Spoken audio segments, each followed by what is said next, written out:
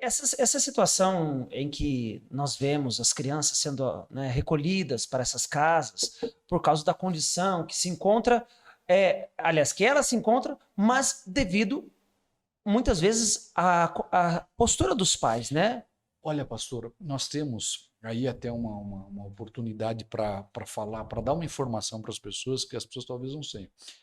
A pandemia, ela trouxe, e eu acho que nós ainda não conseguimos identificar precisamente enfim, não podemos apresentar um diagnóstico completo. Eu acho que isso vai demorar alguns anos Sim. e talvez eu não tenha nem condições técnicas para falar isso. Talvez os sociólogos, os médicos, os antropólogos, os filósofos possam falar melhor do que isso. Uhum.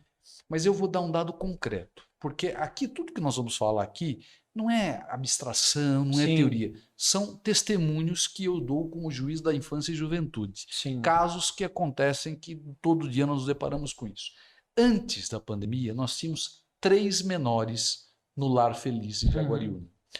Era um adolescente e 2 crianças. Hoje nós temos 15. 15. É uma situação dramática, Puxa vida. porque veja, a colocação de um adolescente, de uma criança no lar, ela é uma situação excepcional. Ali ela fala que, em regra, o adolescente deve permanecer na sua família, pelo menos na família extensa, os avós, os tios. Sim. E nós temos só por uma medida de exceção.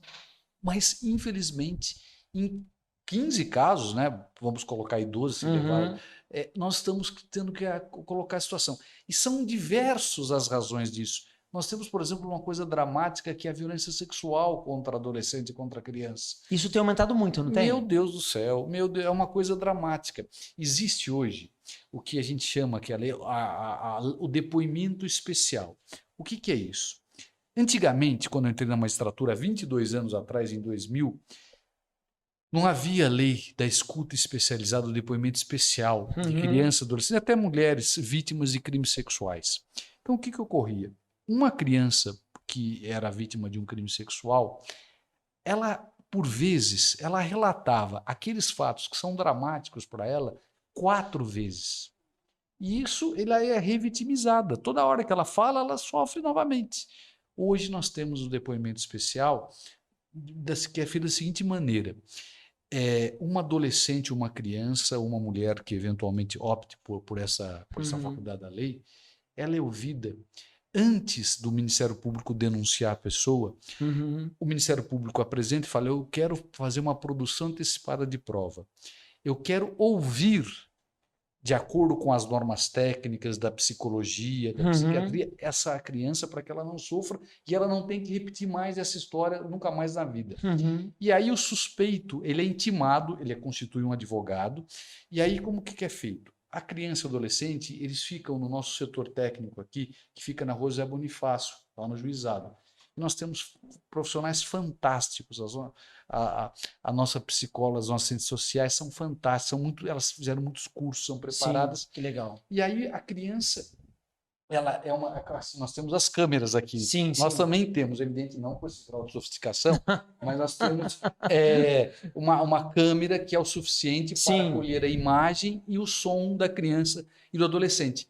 Eu fico no fórum, no meu gabinete, com uma câmera, o promotor fica na promotoria, o acusado e o advogado ficam no escritório. E a criança não nos vê. Nós enxergamos a criança e ouvimos o que ela fala. E as nossas fantásticas funcionárias, elas vão colhendo informações, usando técnicas, e aí elas brincam, e aí depois elas pegam e começam a falar sobre o fato. De modo que a criança e o adolescente falam. É diferente de antigamente. Antigamente, quando não tinha isso, era uma coisa dramática, porque imagine uma criança ir no fórum, numa sala de audiência, entrar numa sala com o juiz sentado lá. Era um choque para ela, Era um choque. Então, assim, por exemplo, o que eu procurava fazer? Antes de fazer qualquer tipo de pergunta, eu ficava conversando com a criança. Às vezes tinha algum brinquedo que a gente... Às vezes eu tinha umas viaturas da polícia que eu pegava, dava para a criança, ficava conversando, falava da escola, o que queria ser...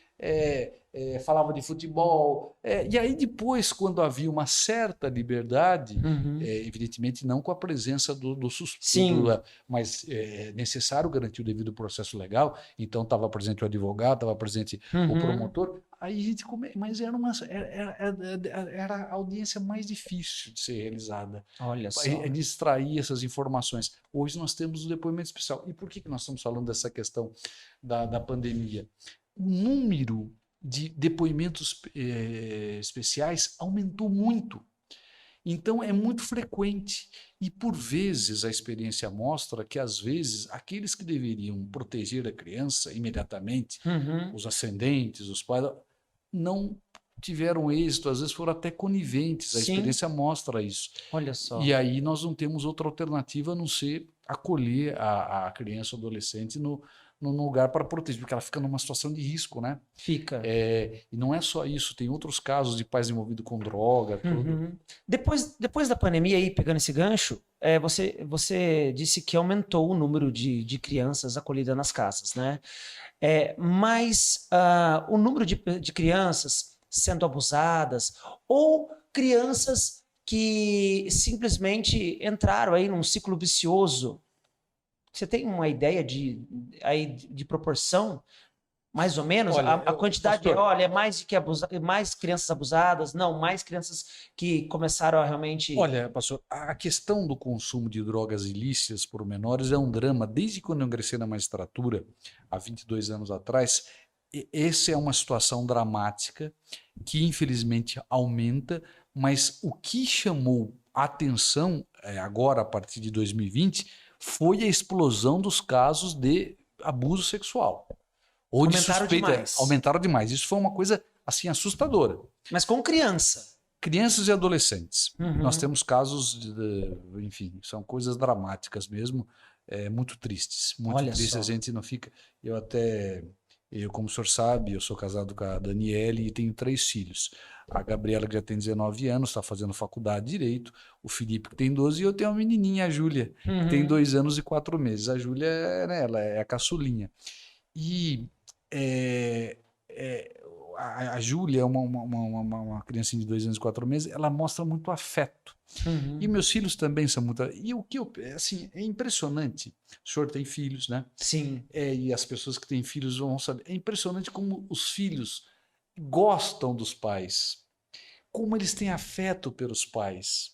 É uma coisa dramática isso, porque muitos não retribuem isso. Olha só. E é uma coisa, o filho, assim, o filho tem uma.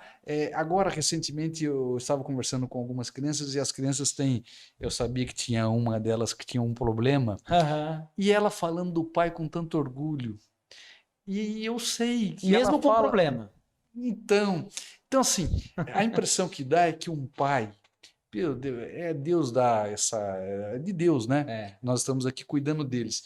E aí tem a criança, um adolescente, que tem um afeto pelo pai, um orgulho do pai. Às vezes o pai tem tantos problemas, mas ela tem É orgulho. E verdade. o mínimo que se pode fazer é retribuir esse amor, Sim. esse carinho, e muitos não fazem Não isso. fazem, né? É um drama.